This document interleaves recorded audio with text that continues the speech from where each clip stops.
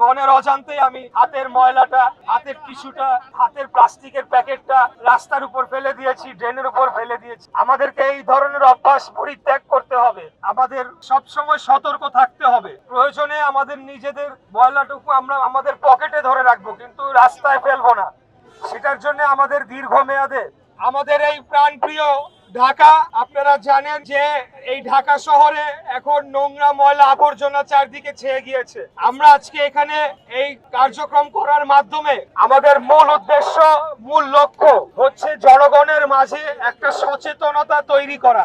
আসলে আমরা যতই নিজেরা এইভাবে ক্লিন ঢাকা কর্মসূচি পালন করি না কেন, আমরা যদি নিজেরা সচেতন না হই, আমাদের শহরকে আমরা পরিষ্কার পরিচ্ছন্ন রাখার জন্য যদি নিজেরা সতর্ক না হই, তাহলে আমরা আমাদের এই শহরকে কোনোদিনও একটা বাসযোগ্য এবং দূষণ মুক্ত, পরিষ্কার এবং স্বাস্থ্যকর নগরী হিসেবে গড়ে তুলতে পারবো না। আমাদেরকে নিজেদের অভ্যাস পরিবর্তন করতে হবে। আমাদের আজকের মাননীয় প্রধানমন্ত্রী দেশনায়ক জনাব তারেক রহমান যে ক্লিন ঢাকা কর্মসূচির ঘোষণা দিয়েছেন, তার মাধ্যমে আমরা যারা সকলে নির্বাচিত জনপ্রতিনিধিরা রয়েছি, আমরা যার যার এলাকায় যার যার অবস্থান থেকে এবং সকল আমাদের বিএনপি এবং সকল অঙ্গ ও সহযোগী সংগঠনের নেতৃবৃন্দ যার যার অবস্থান থেকে এই ক্লিন ঢাকা কর্মসূচি পালনের মাধ্যমে আমাদের শহরকেও আমরা পরিষ্কার করতে চাই। পাশাপাশি আমরা জনগণের মাঝে আমরা কিছু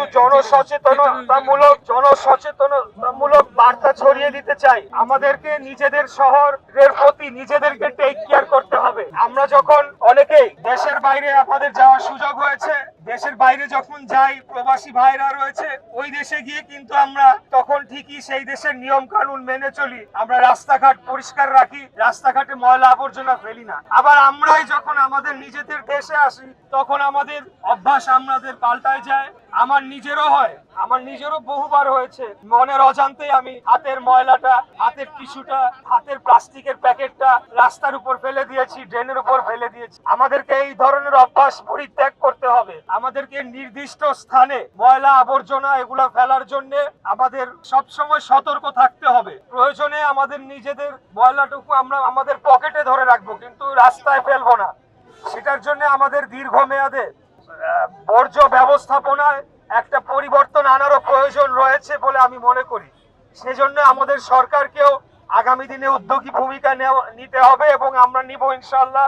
আমরা সবখানে ডাস্টবিনের ব্যবস্থা সহ বিভিন্ন জায়গায় আপনারা জানেন যে মলমূত্র ত্যাগ করা হয়, এটা আমাদের একটা বাজে অভ্যাস, আমাদের একটা বাজে সংস্কৃতি। আমাদের পর্যাপ্ত পরিমাণে পাবলিক টয়লেট তৈরি করতে হবে, বর্জ্য ব্যবস্থাপনার নির্দিষ্ট স্থান তৈরি করতে হবে। সেটার জন্য আগামী দিনে সিটি কর্পোরেশন সহ সংশ্লিষ্ট সকল কর্তৃপক্ষকে উদ্যোগী ভূমিকা নেওয়ার জন্য আমরা প্রয়োজনীয় ভাবে আমরা দিক নির্দেশনা দিব ইনশাআল্লাহ।